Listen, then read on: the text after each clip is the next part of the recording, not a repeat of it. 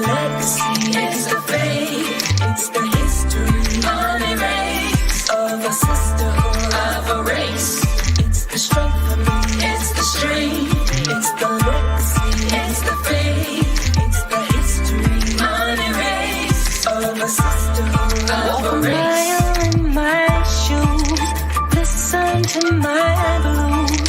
I stand before you, resilient, stronger than power, soft as a flower. I know the hour, I am the times. It's the strength for me, it's the strength, it's the legacy.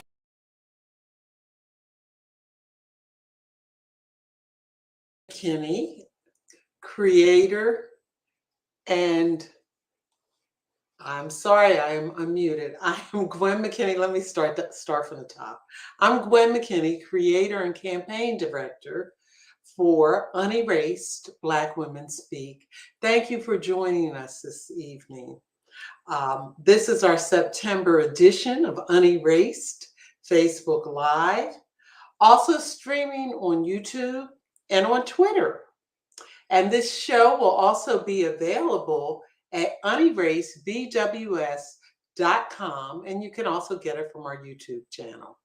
So with that, I'm going to move right into our topic.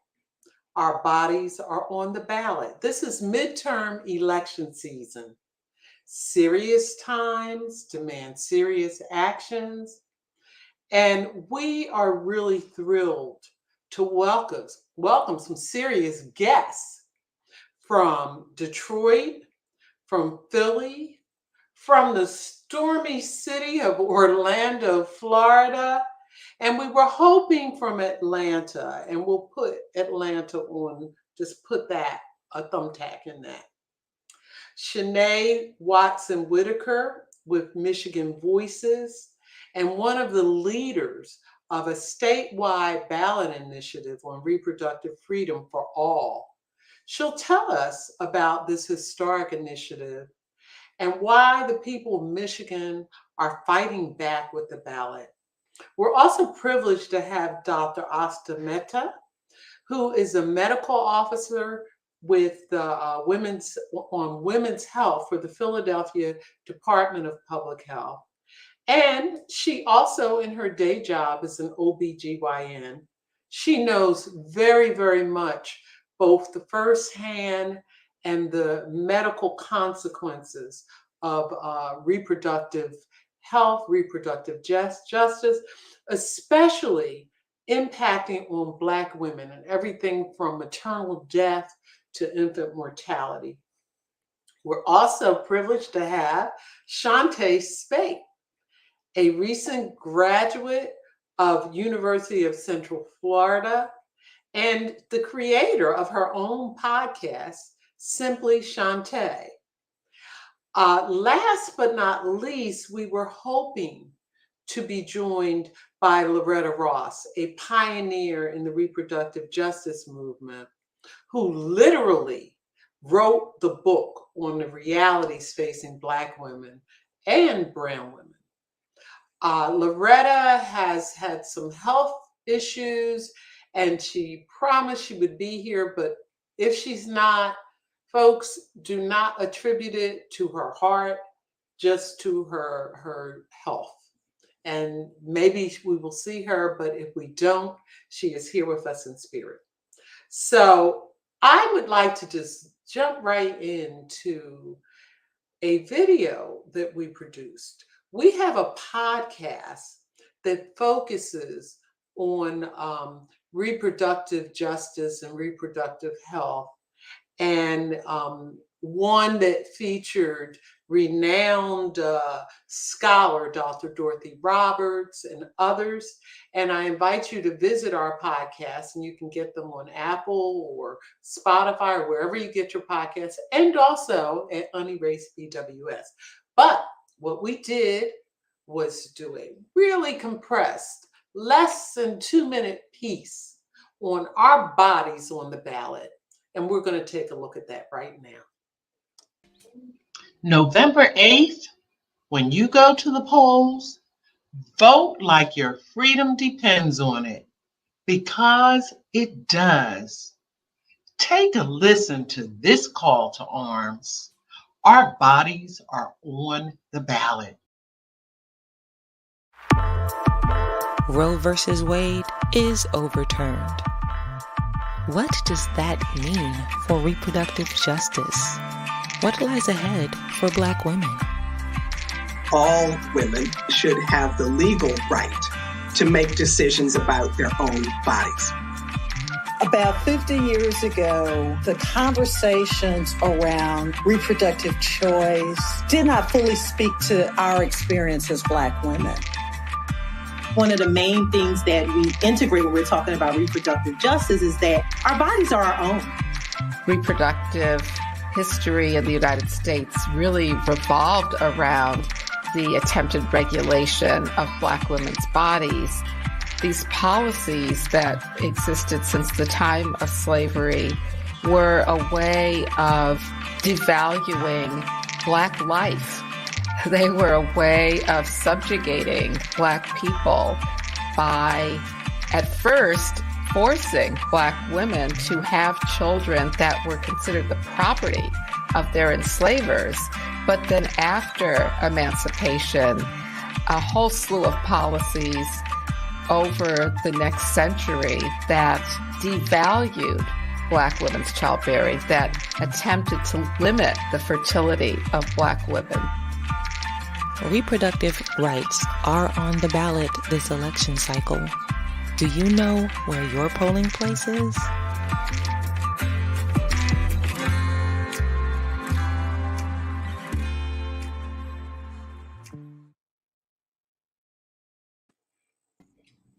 Okay, here comes our Only for some just reason. distinguished panel, including my sister friend.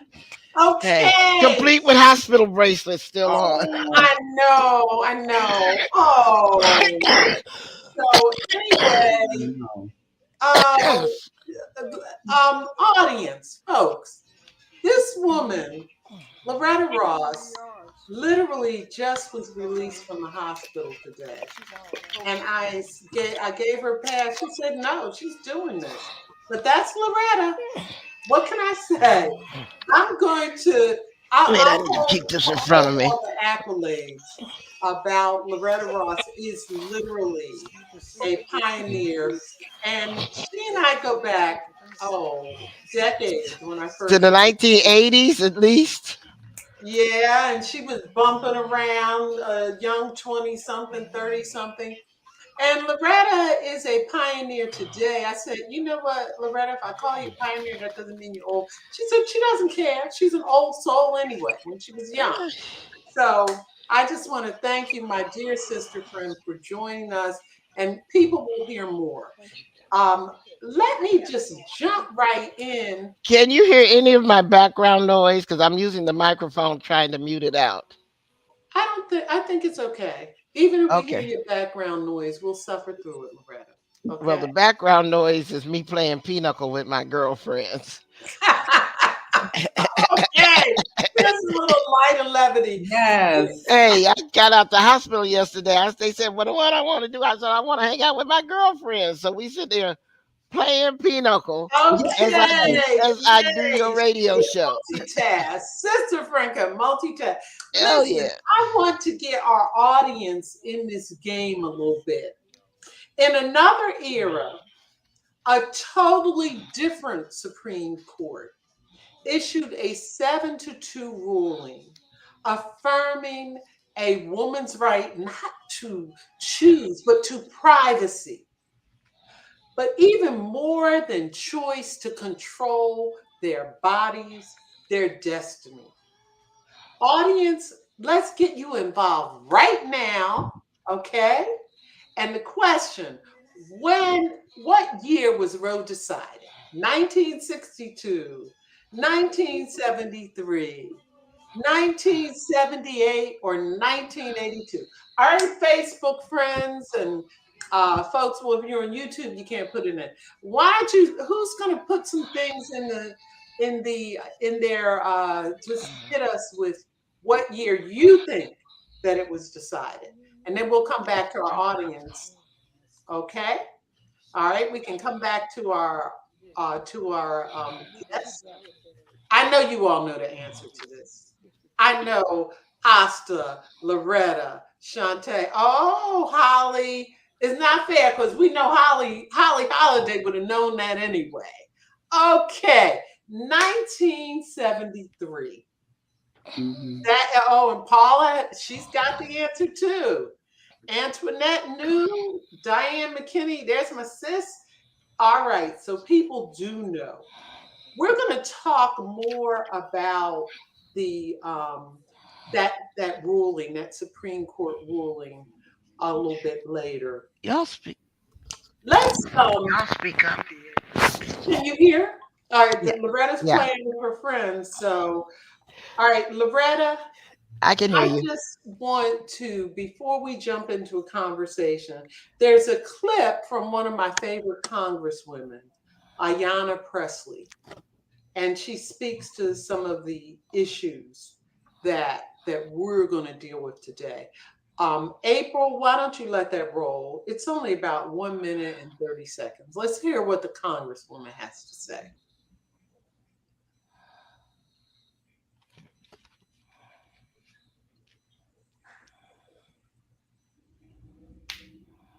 Uh-oh. Let's start all over. We don't have audio.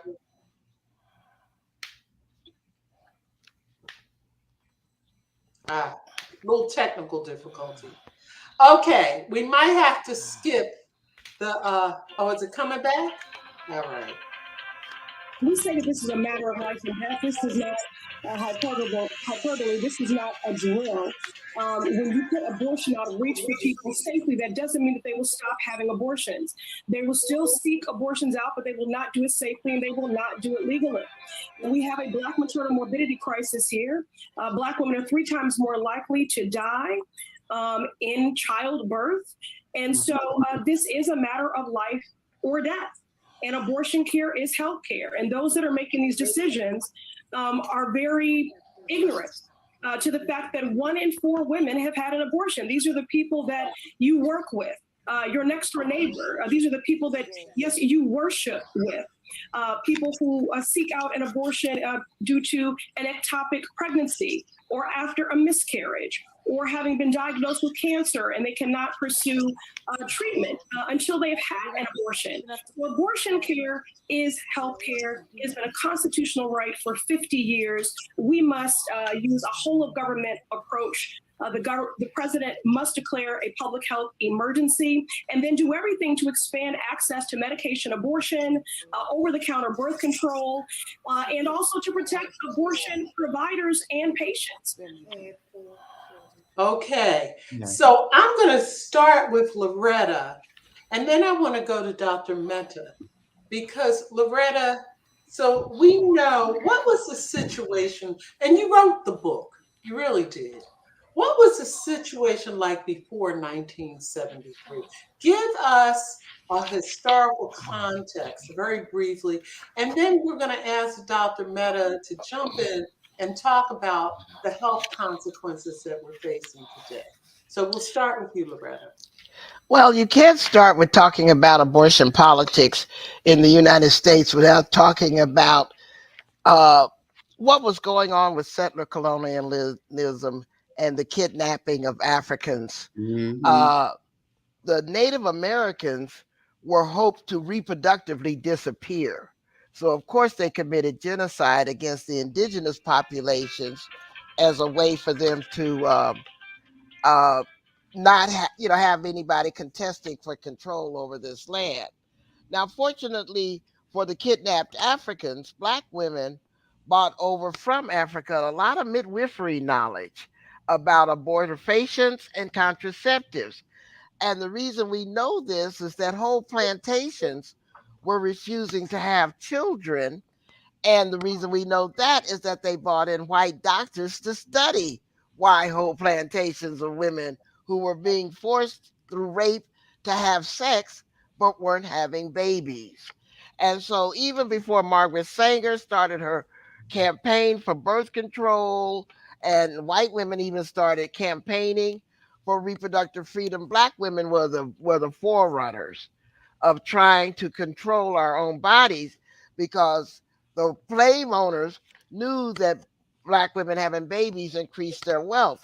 And too many black women did not want to have babies to create white wealth. And so I find in the evidence a lot of truth that's been buried from the black community about us being reproductively self-determining and knowing that fertility control is a matter of human rights and self-determination for ourselves. As a matter of fact, a black women's newspaper in 1892 wrote an article saying that not all women are designed to be mothers, and we need to make sure that we control our reproduction. And W.B. Du Bois did a study in 1910, a sociological study that shows after slavery, the black birth rate was cut in half. And that wasn't because black folks were having fewer, less sex. It was because they were making their own reproductive decisions. And so before Roe v. Wade, we had a lot of knowledge in our granny midwives. They were from cradle to grave healthcare providers. And it wasn't until the granny midwives were driven out of business by the American Medical Association that we started seeing Black infant and maternal mortality going up as we encountered medical racism at the hospitals that were mostly turning us away from services. Turning us away from services and denying us the right to access that health care. We're still encountering that medical racism to where even a Serena Williams can't get her health needs taken care of. And of course, Right. if Serena can't get taken care of, what hope for the Look, rest who of can? us? Kind of thing. Now, you really laid the basis for this. And I actually was going to start out with a little bit of cultural banter about who has seen The Woman King. And if you did, panel, let me see your hand. If you've seen Woman King, I I know haven't you. seen it yet. Well, I you'll just got see out it. the hospital. I I'm know gonna you see it just got, but tomorrow. you couldn't see it.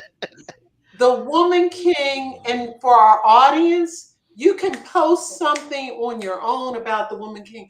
But Loretta, you hit the nail.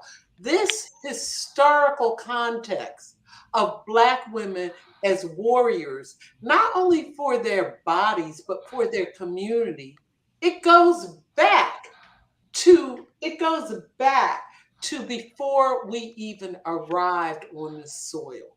And that's an amazing thing. And while that story was fictionalized, there are elements of fact and history tied to it that Black women, African women were warriors, preserving their lives and the lives of their community and their children and even their men. So I'd like to shift to Dr. Mehta. Can you speak to what do you expect? What do you think we're going to see with this the Roe overturned with what's going on across the country? And Pennsylvania is not a state that has a ban, but that doesn't mean anything. Speak to the issues that you're most concerned with, as not only as a public health professional, but as an OBGYN. Sure. Thank you so much. And thank you, Loretta, for really framing kind of the historical perspective. I've heard it before, but it's always super humbling to hear it again. So I really appreciate you sort of sharing that, because I think it's really important to like kind of look back and, remember kind of where we began, and not even we didn't start then, but that maybe the American story started then. So I appreciate that. In terms of where we are now in the country and what we expect, so if we think about sort of what we know about disparate outcomes, specifically in maternal mortality and infant mortality, we know that there are stark racial disparities, and they go back to exactly what Loretta has spoken about, like why, systemic racism in all of its forms, both in the medical system and outside of that, right? Like, in terms of economics and in terms of, education and, where people live and like all of these places, like all of these things, all these systems that have been built up, um, you know, from a racist perspective have held certain populations back, and we're seeing the outcome in health as well. And so what we expect is that likely those disparities will persist, if not get worse, right? As sort of we think about it, and Ayanna Presley said that earlier, right? It's not that when you restrict abortion, it doesn't mean that women don't get abortions, right? It just means that they don't have access to safe abortion. And so um, and so I'm sorry, I'm hearing a lot of background. So Yeah, Loretta has it muted, so that's fine. okay, That's great. Go ahead. Okay, so I think what we will see is that I'm like lost my train of thought here. Okay, so so we're going to continue to see these disparities both in maternal and infant health, and in places they'll probably get worse because people will be forced to carry pregnancy. And I just want people to understand that I think like oftentimes the alternative is, oh well, you don't want to be pregnant or you don't want to have a baby and take care of the baby. Oh, just put it up for adoption. Like that's the solution. And we all know that pregnancy, the state of pregnancy specifically in America, is not without risk, right? It's 14 times more risky to have a baby and birth in America than it is to have an abortion, right? And I'm talking about 14 times more likely to die of carrying a pregnancy and birthing than it is to have an abortion. So let that sink in for a second. So it's not a one-to-one of like, okay, well, you don't want to care for the baby, put it up for adoption, but you are literally risking people's lives, in that sense. And so when we think about, and it doesn't just sort of frame to like, and I think also that a lot of the framing is that, oh, well, you were irresponsible, you got pregnant and you shouldn't have been having sex, or whatever that concept is. But abortion spans not just people that may not be want to be pregnant at that time or are financially able to be pregnant at that time, but it spans other things that we see in medicine. These are people that want to be pregnant, but unfortunately there are fetal anomalies, or they break their water bag super early, or they have their own medical conditions that pregnancy would make it so much more risky. So there are all other reasons why people end up going to have an abortion. And again, it's nobody's business why people have No abortions. one. It is Thank you for it's that. completely a private decision, between you, your family, your healthcare provider, what have you. No one should no one should be able to weigh in on that, right? Thank you. And we know Yes. this. Like these are all things I feel like we're amongst people that feel that way.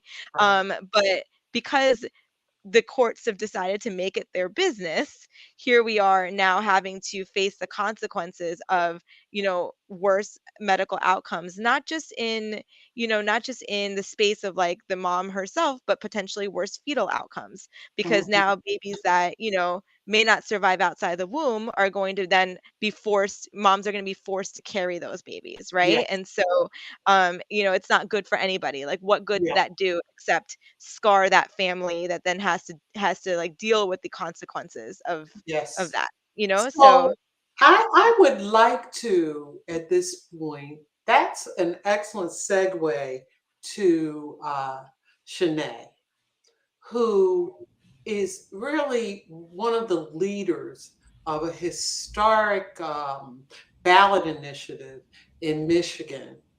And I want you to just sort of jump right in. Tell us about the initiative. Why is it historic? What is at stake? So it's not just that our bodies are on the ballot. You got some other stuff on the ballot in the state of Michigan. Tell us about what's going on there, Shanae. Well, we have a number of proposals on the ballot, and the one I'm going to speak about first is Reproductive Freedom for All, or Proposal 3. And I'm just going to give Loretta Ross the credit because the framework of our ballot initiative, the conversation was around your book and our work group. Yes, we started in January of 2021. My organization, Michigan Voices, the ACLU of Michigan, as well as Planned Parenthood Advocates of Michigan, had a discussion. We had started to talk about reproductive justice again around the framework of your book. Well, the conversations we had with these organizations, along with our partner organizations, about 30 plus organizations. These are grassroots organizations that have not participated in this reproductive rights, reproductive justice sphere, but they know their constituents. Many of our organizations are the folks that do food giveaways, laundry giveaways. They're the ones when we first started this pandemic, they're the ones that are taking folks to their doctor's appointments. They're picking up their medications, and they're having conversations with young people. They're talking about water affordability. That's an issue here in the city of Detroit. Access to clean water, which is an issue that we've dealt with in Flint, and just environmental justice. So I just want to give all praises to Loretta Ross because of that. These conversations, we moved into a ballot initiative. We launched the ballot initiative in January of 2022. We knew that because of the Supreme Court adjudicating and hearing the Dobbs case, Dobbs versus Jackson Women's Health Center, that this would be a possibility. So we didn't sit on the sidelines. Again, it was a group of us, organizations, grassroots organizations, one to a person operations through organizations with over 100 people. We all came together and we said we have to do something. So we took a proactive stance. Again, we launched in January of 2022 with the ballot initiative. We officially, when we turned in our signatures, and that was in June this year, July 11th of this year, we turned in 753,000 signatures. That's the most in Michigan's history. We actually had 911,000 signatures. We still broke that record. And these groups, these coalition partners, we're still out here on the field. We're talking to voters and we're trying to get this passed. If we don't get this passed, and I'm going to speak positively, we have a 1931 abortion law that goes into effect that criminalizes people for having access to abortion services. And we don't want that. Again, our coalition, we're out here talking to folks every single day, trying to have these conversations, normalizing the conversations, and also centering the people who need access to reproductive care the most. That's marginalized folks, Black folks like me, our rural folks, our LGBTQIA folks. Those are the people that need access to reproductive care. And that's why we're here. We're onwards to November 8th. And again, if it wasn't for Loretta Ross, I wouldn't be here. So I give all credit and everything. Okay, and she wants you to endorse the campaign, Loretta. Yes. So I have to bring in. Can I just speak up? Because something else very important is happening in Michigan. Mm-hmm. There's a woman there named Dr. Shanita Jefferson Healy, who's doing the first ever study looking at housing precarity and people who are being forcibly evicted and negative birth outcomes. Nobody else is looking at that anywhere in America. So I just wanted to give a shout out to this important pioneering research that Dr. Shanita is doing. Wow. That's looking at how, just non-biological issues are affecting people's birth outcomes. Absolutely. And the social determinants are inescapable. Shantae, as the youngest person on our screen here, somebody who actually is going to be impacted in personal ways more than any of us. I want you to share what is the mood among your peers and your cohorts, the Gen Z group of folks who are part of your generation. Yeah, definitely. I know that here in Florida in particular, we don't have a full abortion ban, but abortions are legal up until 15 weeks and 6 days. And that's, I guess, and Dr. Betta, you could fact check me on that. That's about the almost half of the second trimester, I want to say. And I don't know if you want to fact check me on that. Well, she can do it later. You don't have to. How are you being personally, you and your peers being personally impacted? What's the mood? What's the feeling? I definitely, a lot of people that I talked to once this decision was made was fear. I had friends, and people close to me that, you know, went through abortions, on their own, or, are scared because they're older and, their fertility, you don't know until you're ready to have kids, what your body may be going through. So it's definitely a scary thing. A lot of times people, especially in my generation, we used to think that, people who have abortion were people that were just having sex young, and we didn't think about the medical effects, that, you may have no choice but to have an abortion if it comes to saving your life. So I think, that's a big fear that we face. Also, the fact of feeling dehumanized, knowing that there are older people making decisions for you, and don't know your circumstances and don't know the situations that you're in. Um, and a lot of times when you look at the Supreme Court justices, who are people that were born in this baby boom era, that aren't really progressive with their way of thinking and not realizing, a lot of times we say that, oh, well, you could just give the baby up for adoption. We don't think about the emotional attachment that that can play. We don't talk about the mental health, which is, big. And when it comes to Gen Z, we hear a lot about therapy and things like that. So we don't really think about the emotional and the mental health state when it comes to abortion and taking that right from a young girl. Like we watched in the video with Ayanna Presley, she stated that, just abortions are still going to happen. It's just going to be a lot, it's not going to be as safe. And I think that those are the scary parts about it, is that young girls that are in certain situations where it's not even just having sex at a young age, young girls that are victims of rape and molestation, should they be forced to carry their abuser's baby? I think those are all of kind of the situations amongst my friend group that we're talking about, having those conversations, and just wanting to have our voices heard and putting our voices out there, Tell especially me this: voting. is your friend group going to let their voices be heard November 8th? Do you feel people are more motivated to vote than they were before this ruling, the Supreme Court ruling? I do. I think so, especially now, amongst women. But I do think that one of the big things is Well, definitely. I'm speaking specifically about your cohort, the younger sectors. I think as long as we're still having the conversations and the conversations are being put out there, because with a lot of young people, especially my age, it's kind of like an out of sight, out of mind. So if it's not being talked about, then when it comes to voting, that's not something that we're going to be paying attention to. So I definitely think it's important to have this kind of platform where we have these dialogues where young women and women that are in my age group definitely can also listen in on and be a part of and share their voices, to know that when it comes to voting, this is something that we need to pay attention to when reading our ballot, and also when picking and choosing who are we putting in these positions to, make Right. rights for us. Yes. Well, here's a quick trivia question. There's some method in my madness. It's not just trivia.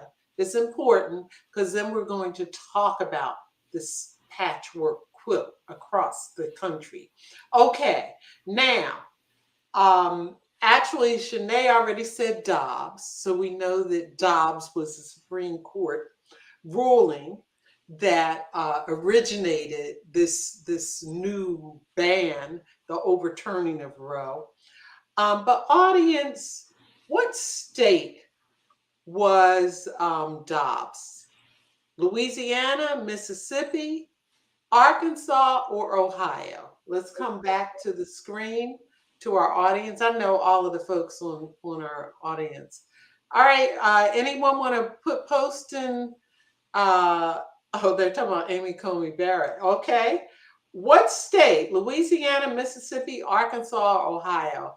I'm going to throw that softball to Shanae. Yep, Jackson Women's Health Center. Mississippi. Yep. And poor Jackson is taking hits left and right, huh?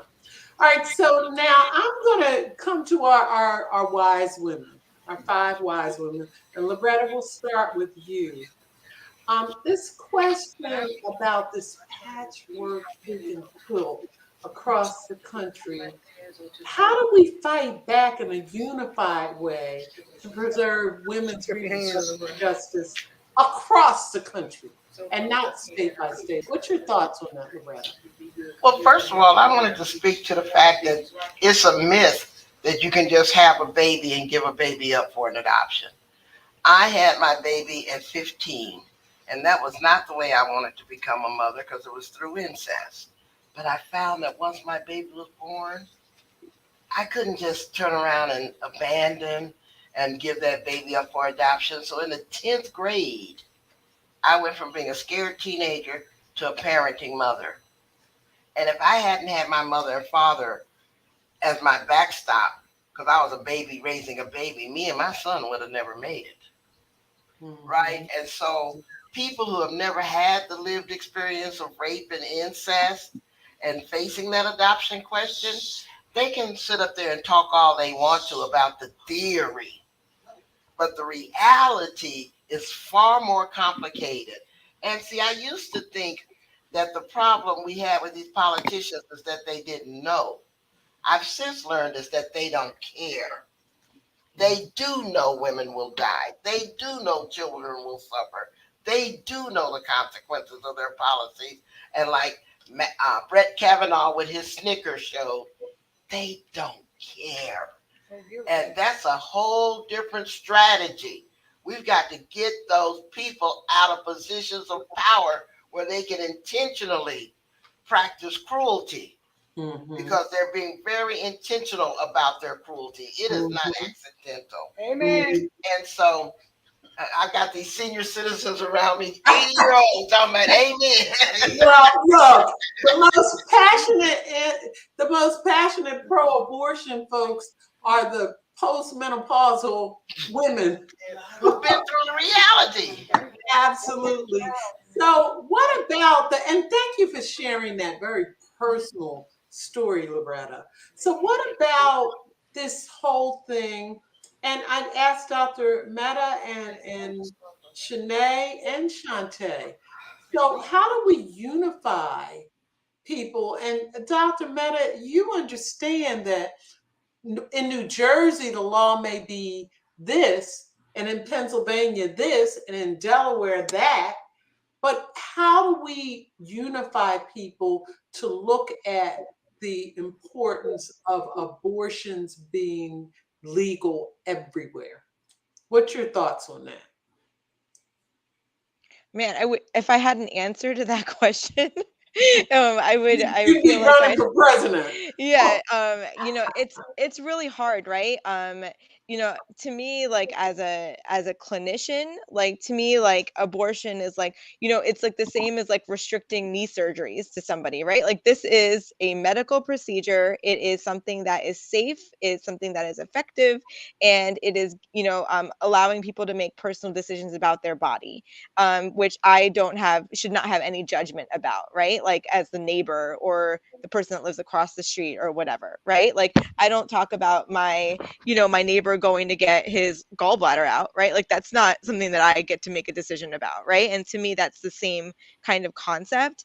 It is so charged in this sort of like religious kind of like, it's like enmeshed in sort of like this like large religious movement, it feels like, but recognizing that people practice many religions, and it's legal in other, or not legal, but it's okay in other religions to have these an abortion. And so it's a hard concept. So my approach is really to sort of talk about my personal experience with caring for people that have had to make these decisions, and again, like to dispel myths, right? There's a lot of misinformation about what it actually is, right? And like, what is the procedure, like what does it look like what are those things? And people are so graphic about the things that it is not and saying that it is, and so that's, I think, like my sort of like role in all of this is to sort of kind of dispel that misinformation and then really get all the appropriate information out there.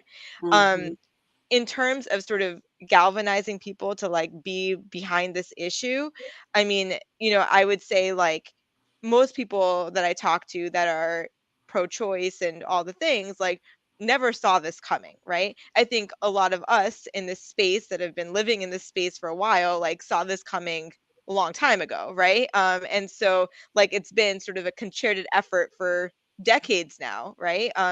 To get to where we are. And so I think bringing those people in and really galvanizing those people, because they're kind of on our side, but they just never voted that way Mhm. because they just never thought that Mhm. it would ever happen. Mhm. Those are the people that Yes. I think like really need to sort of start showing up. Right.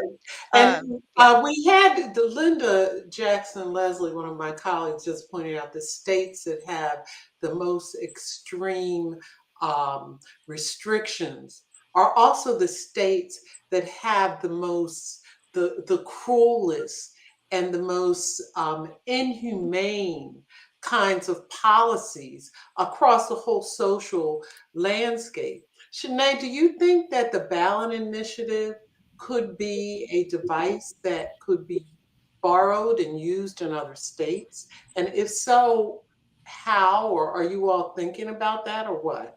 Yes, it can be. But the thing is, you have to be sincere in the conversations and deliberate.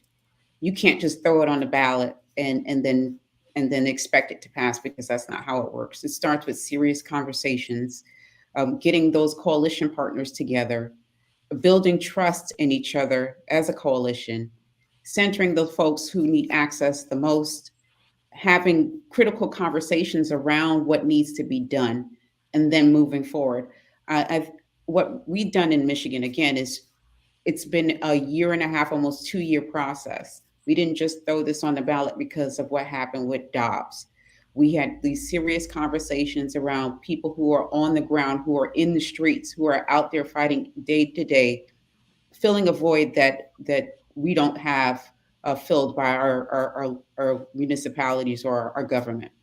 So having those critical, intentional conversations, developing trust with those people who are directly impacted by these decisions and laws, lead the conversation, steer the conversation, and then press forward. So that's what we did in Michigan, and I'm hoping other states follow that path. Other states have told us that they would do it, and they're watching what's happening here in Michigan. And you can't just focus on one part of the population and leave everybody out. This has to be a holistic effort that includes everyone from different backgrounds. Not everybody's going to agree with the process and how it gets done. But if you're having intentional conversations, you're centering the people who need access to reproductive care the most, that's how you move towards a pattern of success and duplicate the And efforts right. your initiative is much broader than abortion rights. Correct. And that again is intentional, thanks to Loretta Ross. It is. Girl, Loretta, you getting a lot of credit here. You better ask her to give you a check because you okay. Hey, but listen, but you know what? Again, the language is reflective of the constituents that have participated in this process. The Mhm. language is consistent with the needs of all Michiganders, and it reflects our values. And again, that was intentional. That was intentional. That it was inclusive, and we talked about Black women and mortality rates in giving birth. That is part of the discussion. We talked about my own personal experience. I got pregnant at 17, and I can say, and I'm not afraid to say it. I was my mom. We were homeless. We were in a shelter, and we lived in New York City. We lost our home when our grandma died. It was a whole soul food situation.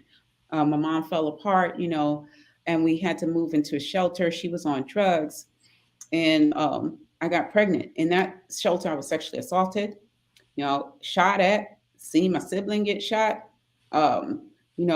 rats, roaches, everything, everywhere. And I made the conscious decision, because I didn't have a support system, to terminate my pregnancy. Even to this day, and I'm a grandma now. It really hits me in my core. But that's the reason why we do this work. That's the reason why we move forward with this ballot initiative, is to make sure people like me have access to those decisions to make, Nay, and thank you for sharing that. no problem. Very, I No mean, problem. If we didn't have that, if we didn't have that for people now, for women now, I don't know what people would do here. right, And right. if you look, it's the coastal states, that have access, with the exception of Illinois in the middle, to reproductive care. It'll cost so much money for people, especially poor people, to go to these states to have access to reproductive care. That's not right. Yeah, That's not right. yeah. And we're here in Michigan. We want to create a beacon of hope for other states to follow the same pattern that we've created here in Michigan. And you Because know what? Beacon of hope is an important point. Despite the wretched, racist, dastardly conditions that we're facing this election season, we must tap into our fighting spirit. We talked about the Woman King, but even beyond that, our resilience, our faith, and our joy. Our joy. So we'd like to share our newest installment of Light and Levity in our Black Women's Joy series. It's simply titled Our Smile. April, let it roll. I'm smiling for our smile. It's coming. Maybe not. Technical glitch there. Okay. If we don't have our smile now, we'll have it later. Okay. Maybe there's some little technical problem. Panelists, we can spend a moment. I mean, there's more to talk about. If what Shanae said just spurred something in you, Shantae, what would you say it would be? I definitely like the fact that you touched on having those conversations, and not just, the safe conversations when it comes to abortion, but open discussion. I think that, especially when I was in college, being able to see more of those support groups where women and also men as well can go and have the dialogue about abortion, what that really means as it relates to healthcare and as it relates to mental health as well. We don't talk about the mental side of things when it comes to abortion. And I think, because my demographic plays a part, especially when it comes to the voting, I think that before even getting there, those conversations are really important. So having, people like Dr. Meta and Shanae and advocates and, activists when it comes to the topic of abortion, that's really important, especially for a lot of college campus, having those groups and support groups, where women that may have had to deal with abortion can go, where they don't feel shunned out, because I think that's what a lot of the road is doing when it comes to that topic of abortion, because it has such a bad taste in a lot of people's mouth because of the history or maybe what they see or read. Even things that we hear growing up when we have conversations on abortion, it's always looked at so negative. So those support groups and the discussions where we can come and feel safe, that'll play a key factor. A safe space. Yep, Yes. for my demographic, Yes. especially. Yes. Thank you for that. April now tells me our smiles is ready. Our smiles, magical, whimsical, infectious. Our smiles, sunshine from our hearts to our lips. Our smiles, a nonverbal shout out of love, of light, of levity. Our smiles defy words and deliver the essence of joy. Our smiles, warming like a kiss, embracing like a hug, melodic like a song, our smiles, a flash of buoyancy, a spirit of hope. Our smiles, expression of grace, gift of generosity, assurance of gratitude.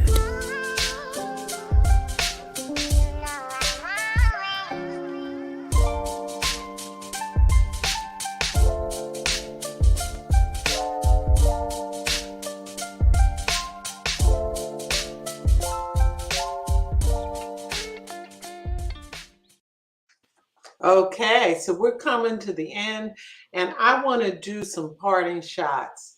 I would like you all to share in just a couple of minutes what you'd like to leave with the audience. What this election season, what can happen this election season. We'll start with Shantae, Shanae, Asta, and end with Loretta. Okay. Shantae, what do you want in a minute? Because we don't have a lot of time. What do you want to see happen this election season? Definitely change, when it comes, especially speaking on the topic of abortion.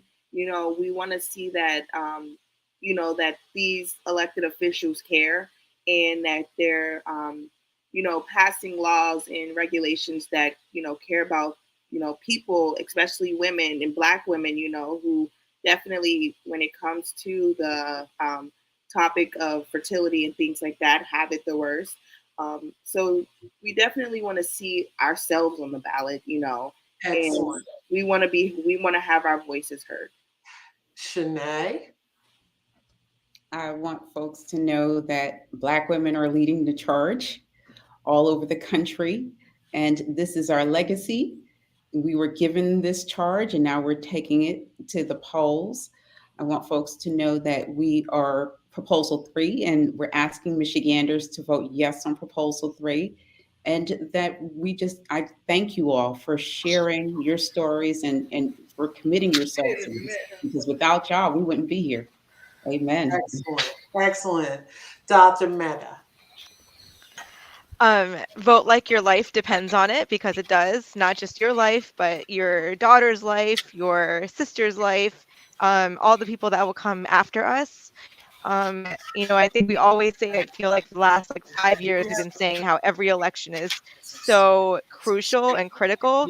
This one is the same. And I feel like, to Loretta's point earlier, people don't care about the data, right? Like, clearly, if they cared about, babies thriving, then they would be passing policies that allowed, babies to thrive, right? And they don't do that either. And so, we don't have all the policies that other countries have: paid family leave, affordable childcare, good public schools, safe schools that, don't have, violence in them, and all of those things that we know that kids need to thrive. And so, vote like your life depends on it. And, when people say who they are, believe them and vote them out. Yes.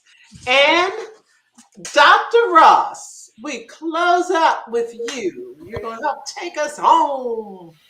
Well, I'm going to say, as a woman in Georgia, we're going to make those white supremacists mad November 8th, as we made them mad on January 5th, 2021, when we flipped the Senate. We're going to bring this home.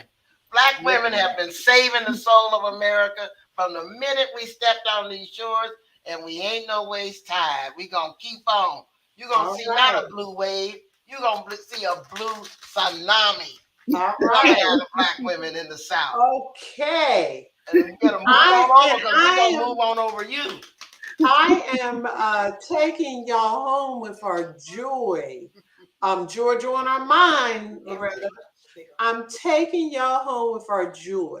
We define it in a short spot that we're going to end with, and then it will be followed by our unerased theme song.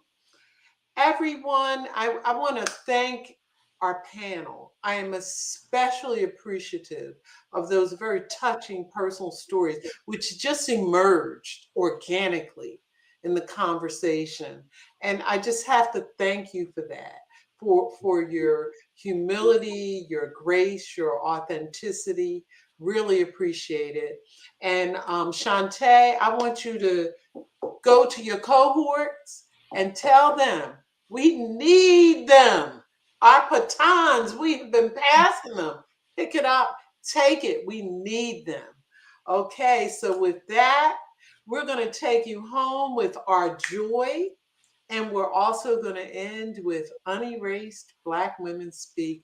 Thank you, audience, for joining us this evening. And thank you, Loretta, Asta, Shanae, and Shantae.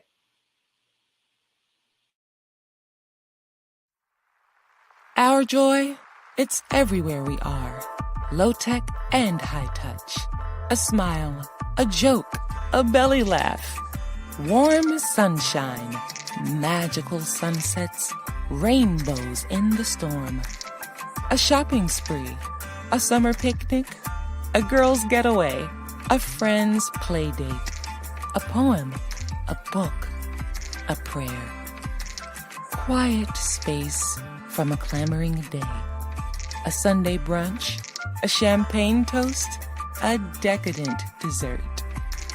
Soothing, breathing, stretching, or being still. A fast jig, a long walk, a slow dance. Joy is ours. Joy is us. Let's claim it, then own it.